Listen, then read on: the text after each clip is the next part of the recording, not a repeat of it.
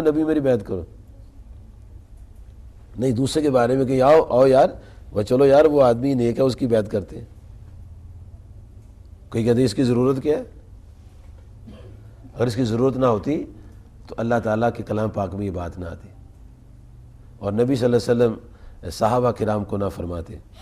حدیث مبارکہ میں حضرت عبادہ بن صامت رضی اللہ عنہ سے روایت ہے، فرماتے رسول کریم صلی اللہ علیہ وسلم کے ارد گرد صحابہ کرام موجود تھے جی جو کلمہ پڑھ چکے تھے، مسلمان ہو چکے تھے. فربائیونی، آؤ میری بیعت کرو، آؤ میری بیعت کرو. جی حضور کس بات پر بیعت کریں گے؟ فرمایا نمبر 1 اللہ تعالیٰ کے ساتھ کسی کو شریک نہیں کرنا، لا تشرکوا باللہ شیئا، اس بات پر بیعت کرو. ولا تسرفوا، ولا تسرکوا، چوری نہیں کرنی، تم نے چوری نہیں کرنی، بدکاری نہیں کرنی، اولاد کو قتل نہیں کرنا، کسی پر بہتان نہیں لگانا، کسی پاکیزہ عورت پر تہمت نہیں لگانی، جی اچھی بات میں نافرمانی نہیں کرنی. آؤ میری اس بات پر بیعت کرو. نبی صلی اللہ علیہ وسلم گاہے بگاہے حالانکہ وہ کلمہ پڑھ چکے تھے جی پھر فرماتے آؤ بیعت کرو. کبھی بیعت اسلام لیتے تھے، کبھی بیعت خلافت ہوتی تھی، کبھی بیعت تقوی ہوتی تھی، کبھی بیعت جہاد ہوتی تھی، کبھی بیعت ہجرت ہوتی تھی، کبھی بیعت انابت ہوتی تھی جی کبھی اس بات پر بیعت ہوتی تھی کہ آؤ میری بیعت کرو، تم نماز پڑھو گے، زکوٰۃ دو گے. یہ نبی صلی اللہ علیہ وسلم صحابہ کو فرمایا. اور قرآن مجید میں سورۃ الممتحنہ میں اللہ تعالیٰ نے نبی صلی اللہ علیہ وسلم کو فرمایا یا ایھا النبی اذا جاءک المؤمنات یبایعنک علی ان لا یشرکن باللہ شیئا.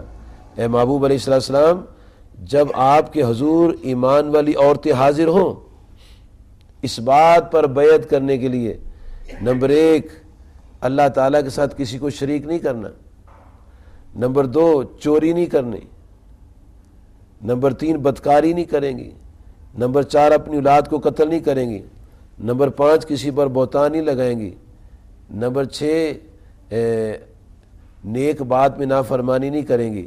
اگر یہ قرار کر لیں فبایعہن، تو اے محبوب علیہ السلام ان سے بیعت لے لیں.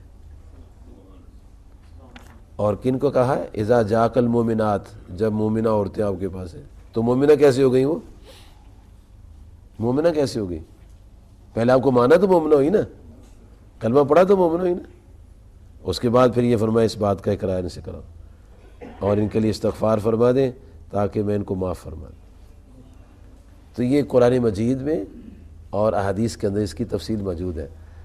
آپ کو یاد ہوگا کہ رسول کریم صلی اللہ علیہ وسلم نے ایک بیعت جس کا ذکر قرآن مجید سورۃ الفتح میں آتا ہے کہ اللہ تعالیٰ کے نبی پاک صلی اللہ علیہ وسلم نے صحابہ کرام سے بیعت لی جسے بیعت رضوان کہتے ہیں. بیعت رضوان، وہ درخت کے نیچے جو بیعت لی تھی 14 صحابہ کرام سے. حالانکہ صحابہ جو تھے مسلمان تھے اور وہ عمرہ کرنے جا رہے تھے، اور جب عثمان غنی رضی اللہ عنہ کے بارے میں یہ افواہ پھیلی کہ ان کو شہید کر دیا گیا تو فرمایا ان کے خون کا بدلہ لینے کے لیے بیعت کریں. اور اس بیعت کو اللہ تبارک و تعالیٰ کی ذات پاک نے کیا مقام اور کیا درجہ اور کیا اللہ پاک نے اس بیعت کی عظمت و شان بیان فرمائی ہے کہ ان الذین یبایعونک انما یبایعون اللہ. اے محبوب علیہ السلام جو آپ کے دست ہدایت پر بیعت کر رہے ہیں وہ تو اللہ سے بیعت کر رہے ہیں. اور ید اللہ فوق ایدیہم، ان کے ہاتھوں پر اللہ تعالیٰ کا ہاتھ ہے. اور پھر آگے جا کے اللہ تعالیٰ نے آگے اسی صورت میں آگے اللہ پاک نے بیان فرمایا کہ لقد رضی اللہ عن المؤمنین، اللہ تعالیٰ ان ایمان والوں سے راضی ہے اذ یبایعونک تحت الشجرہ، کہ جنہوں نے درخت کے نیچے آپ کے ہاتھ پر بیعت کی. تو نبی صلی اللہ علیہ وسلم بندوں سے بھی اور عورتوں سے بھی ایک یہ بندھن ہے، عہد ہے، اقرار ہے. اور جو آدمی اس اقرار اور بندھن میں عہد میں آ جاتا ہے اس کی زندگی میں تبدیلی آنا شروع ہو جاتی ہے. لیکن وہ کیسا عہد ہو؟ وہ اللہ تعالیٰ کے لیے عہد ہو، اپنی ذات کے لیے نہیں کہ لوگ میرے گرد اکٹھے ہو جائیں. اللہ تعالیٰ کے نبی صلی اللہ علیہ وسلم کے لیے، اللہ کی بندگی کے لیے اور نبی صلی اللہ علیہ وسلم کی رضا کے لیے، ان کی پیروی کے لیے، ان کی اطاعت کے لیے. یہ نہیں ہے کہ آدمی بیعت ہو جائے تو پھر یہ دیکھنا کہ کون نظر زیادہ دیتا ہے کون کم دیتا ہے، یا یہ دیکھنا کیا لے کر آئے ہو میرے پاس تم اور کیا دے کر جا رہے ہو، یہ نہیں۔ رات میں ایک جگہ گیا ہوا تھا تو مجھے ایک بزرگوں نے بات سنائی، کہنے لگے ایک وہ ادھر آئے حضرت صاحب تو ان کے مرید نے ان کو 50 روپے نظر نیاز پیش کی، تو اس نے ایسے کر کے پھینک دی، کہا اتنی دور سے میں آیا ہوں 50 روپے دیتے 100 روپیہ تو دو مجھے، وہ کھلے عام کہا کہ مجھے 50 دے 100 روپے تو دو مجھے۔ تو پھر انہوں نے لوگوں نے کہا یار جب آیا کریں حضرت صاحب تو ان کو 100 روپیہ دیا کرو، ہر بندہ 100 روپے، تاکہ ان کا پیٹرول کا خرچہ پورا ہو جائے۔ لو تو اس لیے مرید، اس لیے بیعت کی، اس سے تابع فرمان ہو۔ بیعت کا مقصد تو یہ تھا کہ اس بندے کو اللہ تعالیٰ سے واصل کر دیا جائے، اللہ سے ملا دیا جائے، اللہ کی محبت اس کے دل میں پیدا کی جائے۔ تو اگر پیسوں سے ایسا کام ہوتا تو غریب بھی تو جاتے پھر، غربا کا کیا بنے گا؟ جی غریب و مسکینوں کا کیا بنے گا جن کے پاس دو وقت کی روٹی نہیں ہے؟ یہ جو سلسلہ ہے یہ اللہ تعالیٰ نے خالص اس کو بیان کی، اس میں یہ معاملات نہیں ہیں۔ رسول کریم صلی اللہ علیہ وسلم یہ نہیں دیکھا کرتے تھے کہ یہ غریب ہے کہ یہ امیر ہے، آپ ان کے دل کی دنیا بدلتے تھے، امیروں کی بھی غریبوں کی بھی، اور آپ کے گرد و نواح میں امیر بھی تھے غریب بھی تھے، لیکن کسی سے آپ کو ذاتی مفاد غرض نہیں تھی، سب کی محبت اللہ تعالیٰ سے لگانے کا شوق تھا، اور یہ اس لگائے۔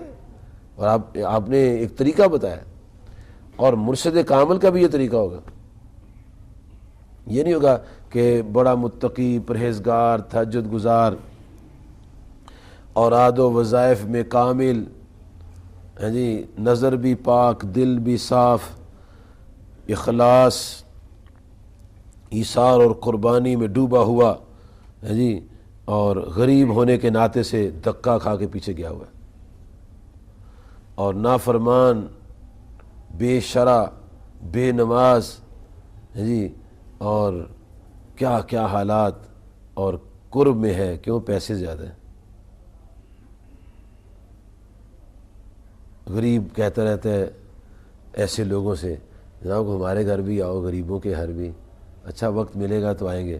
امیر نے کہا جناب کو غریب ادھر بھی ہمارے ابھی آتے ہیں، میں تو آپ کی طرف تو میں آ رہا تھا۔ تو غریب نے کہا تو بیچارہ ساری عمر رو کے مر گیا، کبھی ایک دن میرے پھیرا لگ جائے۔ یہ مقصد تو نہیں ہے نا، مقصد تو ہے اللہ سے ملانا، چاہے وہ غریب ہے یا امیر ہے، سب سے ایک جیسی محبت۔ جب ایک جیسا ہاتھ جو لیا دیا، اور عہد کیا تھا کہ شرک نہیں کرنا، نماز پڑھنی ہے، چوری نہیں کرنی ہے، بدکاری نہیں کرنی ہے، امانت میں خیانت نہیں کرنی ہے، زکوٰۃ دینی ہے، جی والدین کا احترام کرنا ہے، اللہ کے ساتھ کسی کو شریک نہیں کرنا ہے، یہ عہد تھا نا، تو یہ سب کے لیے کامن ہے۔ اور جو اس میں محنت کر کے آگے نکل جائے وہ آگے نکل گیا، اس کا درجہ ہے، کیونکہ اللہ تعالیٰ کی ذات پاک نے یہ معیار اپنی کتاب عظیم میں بڑے وضاحت کے ساتھ ارشاد فرمایا تھا کہ کسی کو یہ کہنے کی بات کہنے کا موقع نہ ملے کہ یہ کیا اللہ تعالیٰ کی بات ہے، سبحان اللہ، جی کہ اس میں کوئی اعتراض کی بات ہے، کوئی ایسا مسئلہ ہے، اللہ تعالیٰ نے کسی کو اعتراض کا موقع ہی نہیں دیا ہوا۔